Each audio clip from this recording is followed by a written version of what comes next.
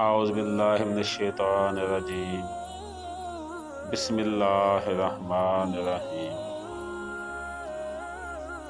سیدنا عبداللہ بن عباس رضی اللہ تعالی عنہ سے مروی ہے کہ رسول اللہ صلی اللہ علیہ وآلہ وسلم اپنے صحابہ کے پاس تشریف لائے۔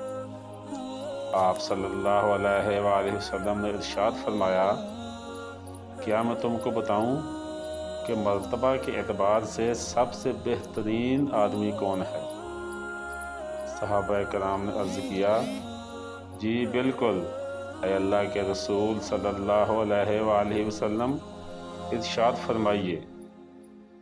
آپ صلی اللہ علیہ وآلہ وسلم نے ارشاد فرمایا، وہ آدمی ہے جو اللہ کی راہ میں اپنے گھوڑے کی لگام تھامے ہوئے ہے یہاں تک کہ وہ فوت ہو جاتا ہے یا اس کو قتل کر دیا جاتا ہے۔ پھر آپ صلی اللہ علیہ وآلہ وسلم نے فرمایا، کیا میں تم کو اس شخص کے بارے میں بتاؤں جو اس کے بعد ہے؟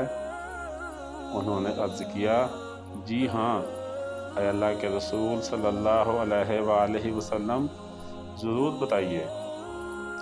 آپ صلی اللہ علیہ وآلہ وسلم نے ارشاد فرمایا، وہ آدمی جو کسی گھاٹی میں الگ تھلگ ہو کر نماز قائم کرتا ہو اور زکوٰۃ ادا کرتا ہو اور لوگوں کے شرور سے دور ہو گیا ہو۔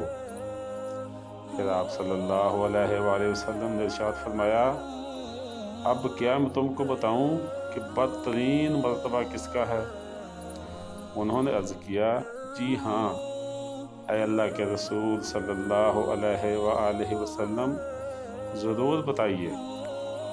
آپ صلی اللہ علیہ وآلہ وسلم نے ارشاد فرمایا کہ وہ آدمی ہے جس سے اللہ تعالیٰ کے نام پر سوال کیا جاتا ہے لیکن وہ پھر بھی نہیں دیتا۔